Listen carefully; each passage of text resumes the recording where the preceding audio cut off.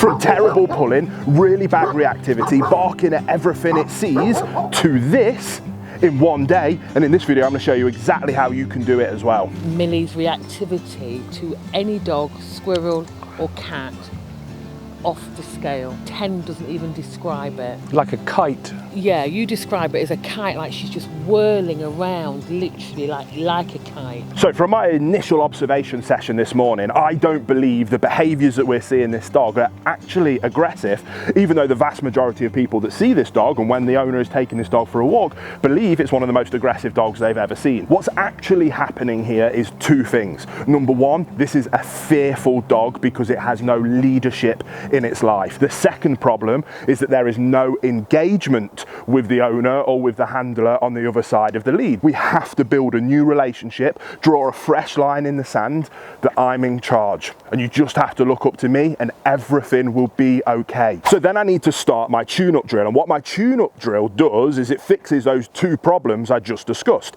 We're going to build engagement. The dog's going to have to understand that she needs to look up to me for guidance and direction and follow my guidance and direction, which in turn is going to build our relationship where she looks up to me as her loving leader. Then when I've achieved that, we can bring other dogs out and teach her what is acceptable, what isn't acceptable. And I would love to finish today with her having her first amazing off-lead play session with another dog and being able to go on a loose lead pack walk with another dog. Millie, let's go.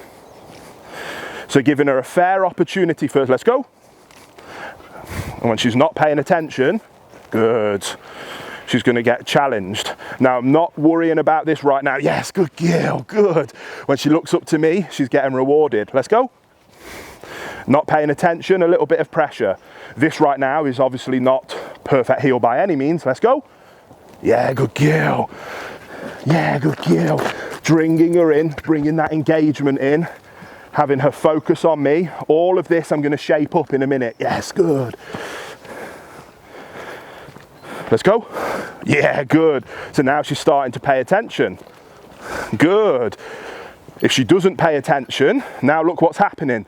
She's looking up to me for guidance and direction because she has to pay attention to me. Now this is where the magic comes in, where I'm going to start shaping this into lovely loose lead heel walking.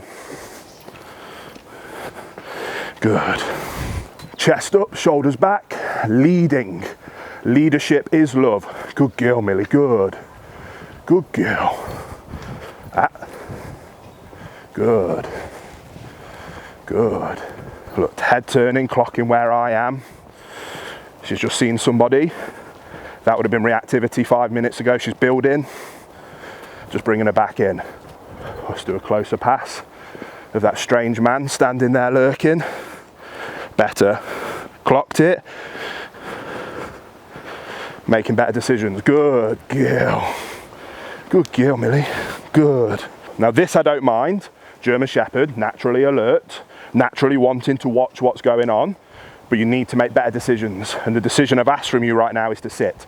So I expect you to stay. Yeah, good. Anytime you look up to me for guidance and direction, you're going to get praised and rewarded. Good. Now I'm not one for wasting time. So far this has taken me around 7 or 8 minutes. The worst thing for this dog is other dogs, and I've just sent my assistant to go and bring my role model dog Sully out, and we're going to start working this exact thing around Sully so that we can proof it in real life scenarios. Now my role model dog Sully is just behind the cameraman over there. This earlier would have been an absolute disaster, but already because she's trusting that I have this situation, it's going to be fine. Now the closer we get, she's probably going to struggle, but I then need to communicate to her, no, you don't need to do that, and everything's going to be okay. And that's exactly just what we're going to drive into now. Let's go.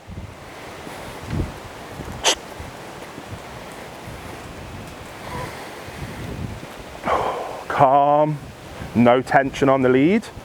We're about to go past the dog, so she's clocked it. Yeah, looking at me for engagement. Beautiful. Good girl, Millie. Good girl. Lovely. Good. So that was what we call with 2 humans in between. Let's go. This is going to be 1 human in between. Good girl, Millie. Yes, good girl. And now we're going to build up to where there's no humans in between, which is always the biggest test of things like this. Good girl, Millie, good girl. Now we're going to work on what I call kind of a standard greeting. This is what it would look like if I just bumped into a mate I've not seen for ages in the street, and this is how dogs should behave when we do so. We'll give it a little bit more distance to start with. Good.